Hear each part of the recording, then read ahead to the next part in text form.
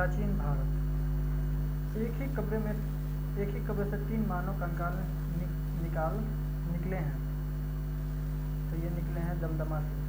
उत्तर प्रदेश के प्रतापगढ़ में स्थित मध्य पाषाणिक पुरास्थल सराय नाहर राय महदह तथा दमदमा तथा उत्खनन इलाहाबाद विश्वविद्यालय द्वारा किया गया था। दमदमा में हुई खुदाई से कुल मिलाकर 41 मानव सावधान प्राप्त हुए हैं, जिनमें से 5 सावधान युग सावधान तथा 1 सावधान में 3 मानव कंकाल प्राप्त हुए हैं। अन्य सावधानों एकल मानव कंकाल प्राप्त हुए हैं। सराय नाहर राय से युक्त रूप से 2 पुरुषों में 2 स्त्रियों को एक साथ दफनाया जाने के प्रमाण में प्राप्त हुए हैं। यहाँ की समाधियाँ छिछली एवं अंडाकार थी एवं आवास क्षेत्र के भीतर स्थित थी। खाद्यान्नों की कृषि सर्वप्रथम प्रारंभ हुई थी तो नवपाषाण काल में। कृषि की शुरुआत सर्वप्रथम नवपाषाण काल में हुई थी। जौ एवं गेहूँ को खाद्यान्न के रूप में उगाया गया। चावल की खेती का प्राचीनतम साक्ष्य इलाहाबाद के नज़दीक कोल्डिहवा नामक स्थान से मिला था। बलूचिस्तान की सीमा पर स्थित मेहरगढ़ से गेहूँ की कृषि का भारत में मानव का सर्वप्रथम साक्ष्य कहाँ मिलता है? तो भारत में सर्वप्रथम मिलता है नर्मदा घाटी। भारत में मानव का सर्वप्रथम साक्ष्य पश्चिमी नर्मदा क्षेत्र मध्य प्रदेश से प्राप्त हुआ है। निम्नलिखित में से किसको चालकोलिथिक युग भी कहा जाता है? तो ताम्रपाषाण युग को ही चालकोलिथिक युग कहा जाता है। इस काल में पत्थरों के साथ साथ ताम्र धातु का प्रयोग औजारों के निर्माण में होने लगा था। इसे ताम्रपाषाणिक संस्कृति भी कहा जाता है। राख का टीला निम्नलिखित किस नवपाषाण स्थल से संबंधित है? तो सग्नकल्लू वेलारी कर्नाटक में स्थित है नामक स्थान से राख के टीले प्राप्त हुए हैं जो नवपाषाण कालीन है। ये टीले उस काल के चरवाहा समूहों के मौसमी शिविरों के जले हुए अवशेष हैं। ताम्रपाषाण काल में महाराष्ट्र के लोग मृतकों के घर के फर्श के नीचे किस तरह रखकर दफनाते थे? तो उत्तर से दक्षिण की ओर। ताम्रपाषाण काल में महाराष्ट्र के लोग मृतकों को घर के फर्श के नीचे उत्तर से दक्षिण की ओर दिशा में रखकर दफनाते थे। इस प्रकार के साक्ष्य नेवासा, दायमाबाद, कौठे तथा इनाम गांव आदि पुरास्थलों में मिले हैं। शव के साथ मिट्टी की हड्डियां तथा ताम्र निर्मित वस्तुएं भी दफनाई जाती थी। गर्त आवास के साक्ष्य प्राप्त हुए हैं बुर्ज होम से। गर्त आवास के साक्ष्य बुर्ज होम से प्राप्त हुए हैं। यह जम्मू एवं कश्मीर में श्रीनगर के निकट उत्तर पश्चिम में स्थित है। यहाँ के सावधान से मानव कंकाल के साथ कुत्ते का कंकाल भी मिला है। इस स्थल की खोज सन 1935 में डी टेरा एवं पीटरसन ने की थी। निम्नलिखित में से कौन सा अन्न मनुष्य द्वारा सबसे पहले प्रयोग होने वालों में से था? तो जौ। वैश्विक दृष्टि से सर्वप्रथम जौ बार्ली 8000 ईस्वी पूर्व में के निकट पूर्व नियर ईस्ट भूमध्य सागर एवं ईरान के मध्य स्थित पश्चिमी एशिया के देश में मानव द्वारा उगाया गया। बाद में लगभग इन्हीं क्षेत्रों में 8000 ईस्वी पूर्व के आसपास ही गेहूँ उगाया गया।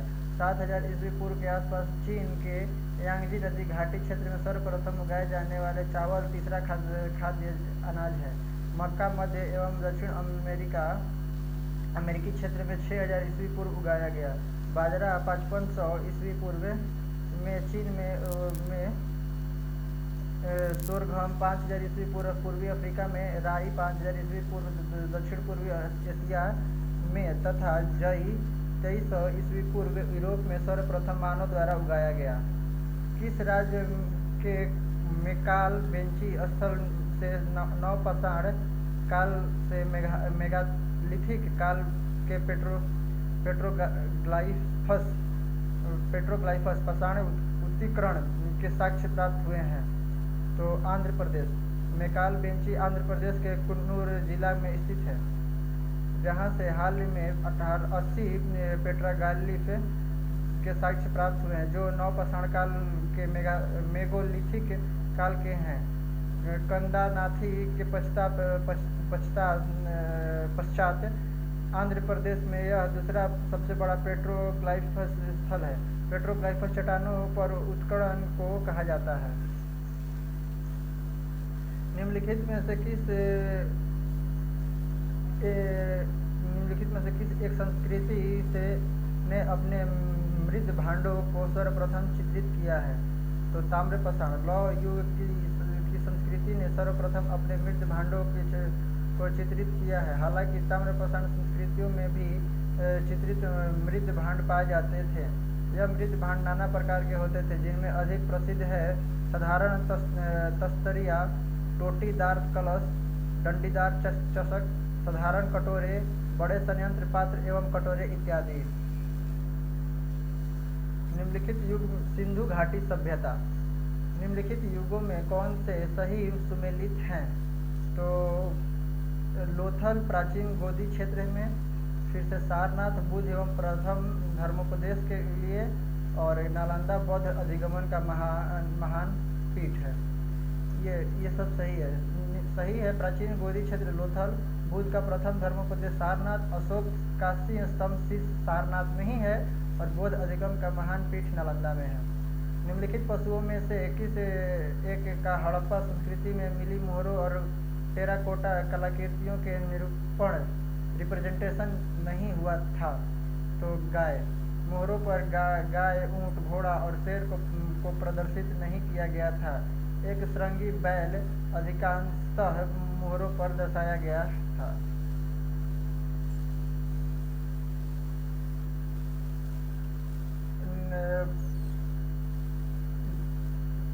सूची प्रथम स्थल को सूचित दूसरे पुरातत्विक खोज के स्थान सुमेलित कीजिए और नीचे दिए गए कूट का प्रयोग कर सही उत्तर चुनिए। तो लोथल, गोदीबाड़ा, कालीबंगा, जोता हुआ खेत, धौलावीरा, हड़प्पन लिपि के बड़े आकार के 10 चिन्हों वाला शिलालेख, बनवाली जो है पक्की मिट्टी की बनी हुई हल की प्रकृति। सिंधु घाटी सभ्यता के संदर्भ में निम्नलिखित कथनों पर विचार कीजिए। पहला कथन है, यह प्रमुखतः लौकिक सभ्यता थी तथा उसमें धार्मिक तत्व यद्यपि उपस्थित था, वर्चस्वशाली नहीं था उस काल में। दूसरा कथन है, उस काल में भारत में कपास से वस्त्र बनाए जाते थे। उपयुक्त में से कौन से कथन सही है? तो कथन ये पहला और दूसरा दोनों सही। सिंधु घाटी सभ्यता एक नागरीय एवं लौकिक सभ्यता थी, यद्यपि उसमें धार्मिक तत्व विद्यमान था किंतु वर्चस्वशाली नहीं था। इस काल में न सिर्फ आंतरिक बल्कि बाह्य व्यापार भी उन्नत दशा में था। इस काल में सूती वस्त्र बनाए जाते थे, जिसके प्रमाण हमें मोहनजोदड़ो से मिलते हैं। मेहरगढ़ से कपास की खेती करने का साक्ष्य भी मिला है। निम्नलिखित में से कौन से लक्षण सिंधु सभ्यता के लोगों का सही चित्रण करता है? उनकी विशाल महल और मंदिर होते थे, वे देवी देवताओं दोनों को पूजा करते थे, ये युद्ध में घोड़ों द्वारा खींचे गए रथ का प्रयोग करते थे। तो इसमें से सही है केवल 2, वे देवी देवताओं दोनों को पूजा करते थे। सिंधु सभ्यता के लोगों के विशाल महल और मंदिर नहीं होते थे, बल्कि उनके सभ्यता ईंट के बने शहरी घरों के कारण उल्लेखनीय थी। सिंधु सभ्यता के दौरान लोगों के घर बहुमंजिला होते थे। शहर के अफवाह तंत्र काफ़ी उन्नत प्रकार के होते थे। सिंधु सभ्यता के लोग शांति प्रिय थे, वे कभी किसी युद्ध में शामिल नहीं हुए थे। ऐसा माना जाता है कि भूकंप जैसे किसी प्राकृतिक आपदा में इस संस्कृति और सभ्यता का विनाश हुआ। कुछ इतिहासकारों का यह मानना है कि आर्यों के आक्रमण और समुद्री सतह में परिवर्तन की वजह से इनका खात्मा हुआ। बहरहाल युद्ध में घोड़ों के उपयोग की कोई सत्यता प्रमाणित नहीं हुई है। इसके अतिरिक्त सिंधु सभ्यता की मोहरों में छपा हुआ वास्तविक चिन्ह और जानवरों की अनुकृति उनके धार्मिक आस्थाओं के बारे में बतलाता है। वहाँ पाई गई मूर्तियों से भूत तात्विविदों को पता चलता है कि उस समय लोग माँ रूपी देवी तथा पितृ रूपी रूप देवता की भी पूजा करते थे, जो शायद समग्र जाति की पिता स्वरूप थे। विशाल स्नानघर ग्रेट बाथ कहाँ मिला था? तो मोहनजोदड़ो। 11.88 मीटर लंबा और 701 मीटर चौड़ा तथा 2.43 मीटर गहरा विशाल स्नानघर मोहनजोदड़ो में मिला है।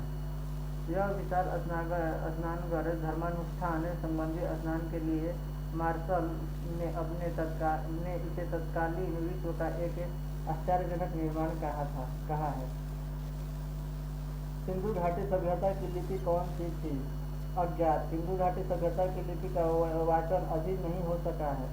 उनकी लिपि 400 से अधिक अक्षर या विचित्र पर आधारित चित्राक्षर प्रकार की ब्राह्मी तथा खरोष्टी लिपि को सर्वप्रथम 1837 ईस्वी में जेम्स प्रिंसेप ने पढ़ा था। तमिल लिपि का उद्भव ब्राह्मी लिपि से हुआ माना जाता है।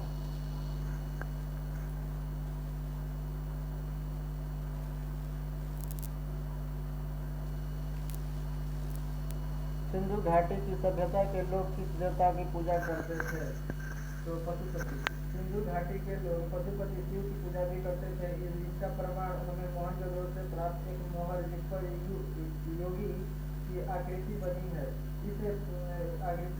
से प्राप्त होता है। इसके अतिरिक्त विभिन्न स्थानों से प्राप्त प्रस्तर लिंग की आकृतियों से भी हमें शिव पूजा का प्रमाण मिलता है। इसके अतिरिक्त सिंधु सभ्यता के लोग मातृ देवी की मूर्तियों को भी पूजा करते थे। सिंधु घाटी सभ्यता के शहरों की गलियां थी चौड़ी और सीधी। सिंधु घाटी सभ्यता के शहरों की गलियां एक दूसरे से संपूर्ण पर काटती और खोड़ प्रणाली थी। यह सड़कें प्रायः चौड़ी हुआ करती थी तथा इनके दोनों किनारे पर पक्की नालियां बनाई जाती थी जिन्हें बड़ी ईंटों अथवा पत्थरों से टुकड़ों से ढका जाता था। मोहनजोदड़ो में सबसे बड़ा भवन कौन सा है? तो धान्यागार। तो सिंधु घाटी सभ्यता के प्रमुख स्थल मोहनजोदड़ो से प्राप्त दो प्रमुख स्थापत्यों में विशालता में धान्यागार था जिसकी लंबाई 150 फीट तथा चौड़ाई 50 फीट थी। दूसरा विशाल स्थापत्य विशाल स्नानघर तथा जिसकी लंबाई 39 फीट चौड़ाई 3 फीट और ऊंचाई 8 फीट थी। देवी देवताओं की पूजा संबंधित थी सिंधु घाटी सभ्यता के साथ। सिंधु घाटी सभ्यता में ऐसे प्रचुर साक्ष्य मिलते हैं जिनके आधार पर यह कहा जा सकता है कि माता की उपासना वहाँ व्यापक रूप से प्रचलित थी। विभिन्न मृण मूर्तियों, मुद्राओं आदि पर अंकित आकृतियों आदि से जो चित्र उभरता है उससे नारी शक्ति उपासना के प्रचलन के साक्ष्य मिलते हैं। सिंधु घाटी सभ्यता का पतन नगर बंदरगाह कौन सा है?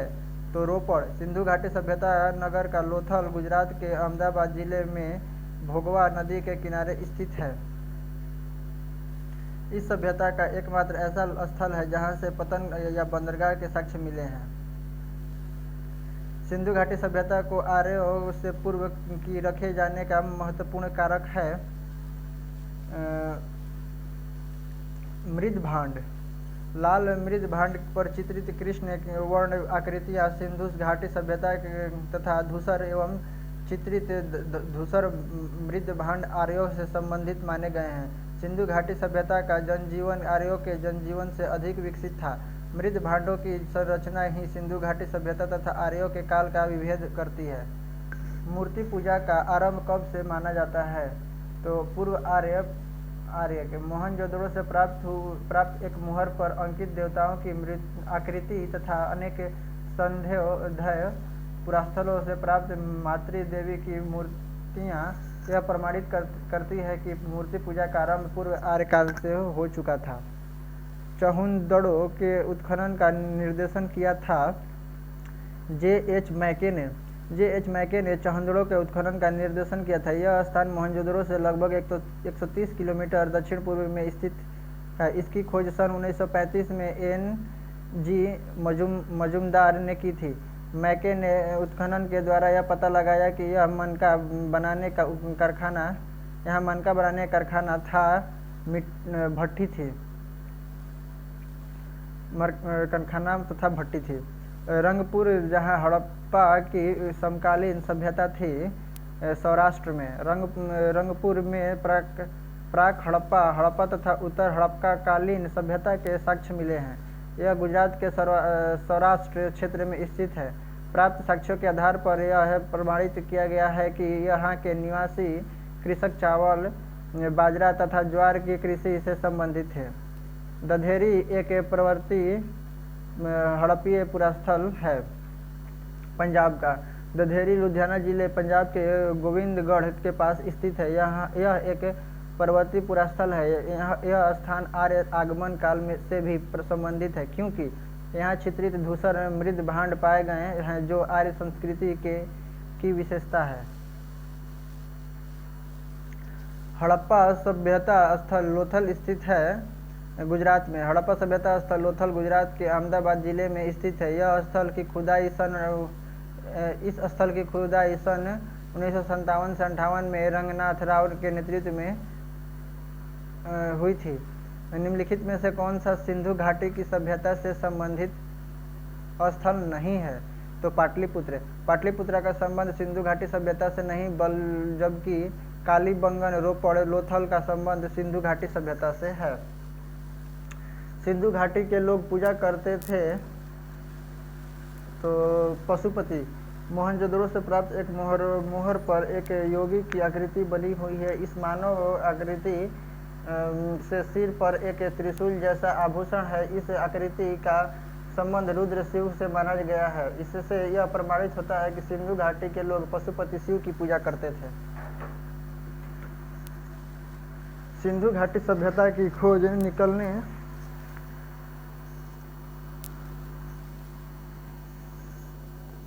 सिंधु घाटी सभ्यता की खोज निकालने में जिन दो भारतीयों का नाम जुड़ा है वे हैं राखाल दास बनर्जी तथा दयाराम साहनी। 1921 में दयाराम साहनी ने पंजाब पाकिस्तान के तत्कालीन माटम गोमरी साहिवाल जिले में तथा वर्ष 1922 में राखाल दास बनर्जी ने सिंध प्रांत के लड़काना जिले में सिंधु नदी के दाहिने तट पर स्थित मोहनजोदड़ो के टीलों का पता लगाया था। मोहनजोदड़ो निम्नलिखित में से कहाँ पर स्थित है? तो पाकिस्तान के सिंध प्रांत में। मोहनजोदड़ो का स्थल पाकिस्तान के सिंध प्रांत से सिंधु नदी के दाहिने तट पर स्थित है। यहाँ प्रत्येक घर में निजी कुएं तथा स्नानघर पाए गए हैं। सर्वप्रथम मानव ने निम्न धातु का उपयोग किया था। तो तांबा। सर्वप्रथम मानव ने तांबा धातु का प्रयोग किया। निम्न में से कौन सा स्थल घग्गर और उसकी सहायक नदियों की घाटी में स्थित है? बनावली हरियाणा घग्गर और उसकी सहायक नदियों की घाटी में स्थित है। निम्न स्थानों पर किस एक स्थान पर सिंधु घाटी सभ्यता से संबंध विख्यात विषव मुद्रा प्राप्त हुई थी? तो मोहनजोदड़ो नामक स्थान पर सिंधु घाटी सभ्यता से संबंध विख्यात वृषभ मुद्रा प्राप्त हुई थी। सन 1922 में राखाल दास बनर्जी द्वारा उत्खनित वस्तुओं में से एक मुहर मिली थी, जिस पर कुब्बड़ वाले बैल की आकृति थी।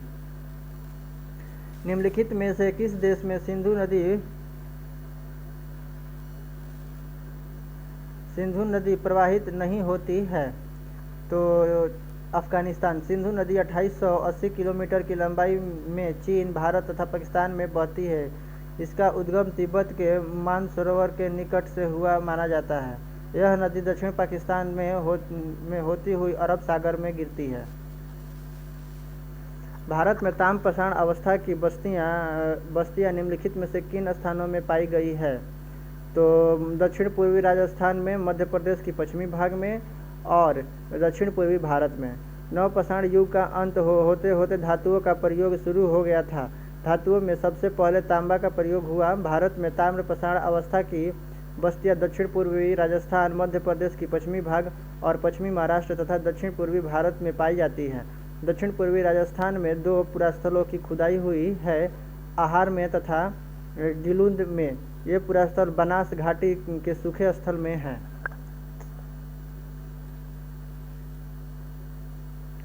हड़प्पा संस्कृति के स्थल एवं उनकी स्थिति संबंधित निम्नलिखित युग्मों पर विचार कीजिए। मांडा जम्मू कश्मीर में है, कालीबंगा राजस्थान में है और दयामाबाद महाराष्ट्र में है। हड़प्पा का स्थल किस नदी के तट पर अवस्थित है? तो सिंधु नदी। सिंधु सभ्यता की निम्नलिखित शहरों में से कौन सा एक जल प्रबंध के लिए जाना जाता था? तो धौलावीरा। धौलावीरा सिंधु सभ्यता का प्रमुख शहर था जो जल प्रबंध के लिए जाना जाता था। निम्नलिखित कथनों में से कौन सा एक जेरवे संस्कृति से संबंधित में सही नहीं है? कथन 1, प्रव गोदावरी घाटी जोरवे संस्कृति की मूल क्षेत्र थी। कथन 2, जोरवे संस्कृति के मुख्य स्थल दाई माबाद इनाम गांव जोरवे और नेवासा है। कथन 3, दाइमाबाद के प्रतीकात्मक दफनाए जाने का पुरातात्विक साक्ष्य मिलती है। और कथन 4, व्यवहारिक रूप से उत्तरी दक्कन में सभी जोरवे बस्तियां अचानक उजाड़ हो गई। इसमें से कथन 4 सही है। जोरवे संस्कृति एक ताम्र पाषाणिक संस्कृति थी जिसका विस्तार महाराष्ट्र में था। इस संस्कृति का मूल क्षेत्र प्रवरा गोदावरी घाटी थी। संस्कृति के मूल स्थान और स्थलों में दैमाबाद इनाम गांव जेरवे और निवास है। 1200 ईस्वी पूर्व में लगभग सभी ताम्र पाषाणिक संस्कृति का लोप हो गया। केवल जोरवे संस्कृति ही 700 ईस्वी पूर्व तक जीवित रही। हड़प्पा के लोगों की राज्य व्यवस्था जैसा कि वस्तुपरक साक्ष्य से प्रमाणित होता है कैसी थी? धर्मतंत्रीय एकात्मक। हड़प्पा के लोगों का राज्य व्यवस्था संभवतः कुलीनतंत्र थी। हालांकि हड़प्पा की सभ्यता के समय राजनीतिक ढांचा कैसा था यह कह पाना थोड़ा कठिन है, किंतु वस्तुतः संपूर्ण क्षेत्र के एक राजधानी से प्रशासित होता था और उसके कुछ प्रादेशिक प्रशासन केंद्र थे तथा उसके प्रांतों की राजधानियां थी। हड़प्पा समाज 3 वर्गों में बटा हुआ था। पहला विशिष्ट वर्ग जो नगर दुर्ग में रहता था, दूसरा खुशहाल मध्यम वर्ग तथा तीसरा अपेक्षाकृत कमजोर वर्ग था।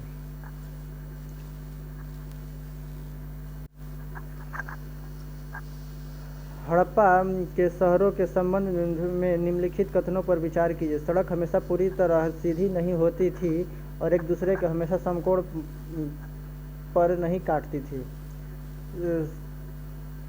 कथन 2, एक असाधारण विशेषता यह है कि घरों और शहरों की दीवारों की ईंटों का औसत आकार एक समान है।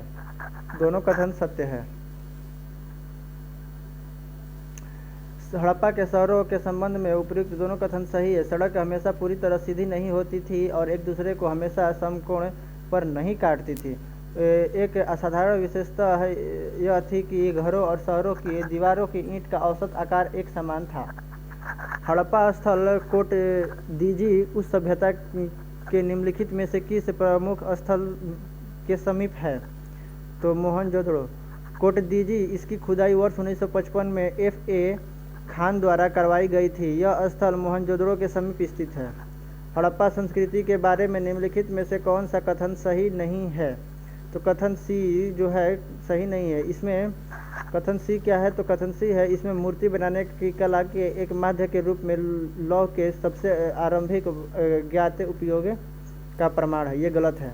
सही ये सब ए बी और डी सही है, यानी कि यह उप महाद्वीप में प्रारंभिक नगर की साक्षी रही है। इसमें दाईं ओर से बाईं ओर की लिखी जाने वाली लिपि के प्रथम उपयोग का संकेत है। इसमें मूर्ति बनाने की कला के माध्यम के रूप में पत्थर के सबसे आरंभिक ज्ञात उपयोग का प्रमाण मिलता है। हड़प्पा सभ्यता भारत की प्रारंभिक नागरीय सभ्यता थी। इस सभ्यता की लिपि भाव चित्रात्मक थी जो अभी तक पढ़ी नहीं जा सकी है। यह लिपि दाईं से बाईं ओर लिखी जाती थी। भारत में लोहे के प्रारंभिक प्रयोग लगभग 1000 ईस्वी पूर्व से प्राप्त होता है। हड़प्पा सभ्यता एक कांस्ययुगीन सभ्यता थी। यहाँ से पत्थर की मूर्तियां के साक्ष्य प्राप्त हुए हैं। तो सूची 1 को सूची 2 के साथ सुमेलित कीजिए और सूची के नीचे दिए गए कूट का प्रयोग कीजिए। तो इसमें होगा धौलावीरा खदीर टापू कच्छ गुजरात में है, राखी गढ़ी हिसार हरियाणा में है, भिड़ाना फतेहाबाद हरियाणा में है, भोगवा सौराष्ट्र गुजरात में है। हड़प्पा सभ्यता के विषय में निम्नलिखित कथनों में से कौन सा कथन एक सही है? तो कथन बी, हड़प्पा के निवासी न तो कांस्य के विषय में जानते थे और न ही ताम्र के। सिंधु घाटी सभ्यता के लोग गेहूं, जौ, राई, मटर, ज्वार आदि अनाज पैदा करते थे। वे दो किस्म की गेहूं पैदा करते थे। बनावली में मिला जौ उन्नत किस्म का है। इसके अलावा वे तिल और सरसों की भी सरसों भी उपजाते थे। सबसे पहले कपास भी यहीं पैदा की गई। इसी के नाम पर यूनान के लोग इसे सीडन कहने लगे। हड़प्पा यूं तो एक कृषि प्रधान संस्कृति थी, पर यहाँ के लोग पशुपालन भी करते थे। बैल, गाय, भैंस, बकरी, भेड़ आदि और सूअर पाला जाता था। हड़प्पाई लोग को हाथी तथा गेंडे का ज्ञान था।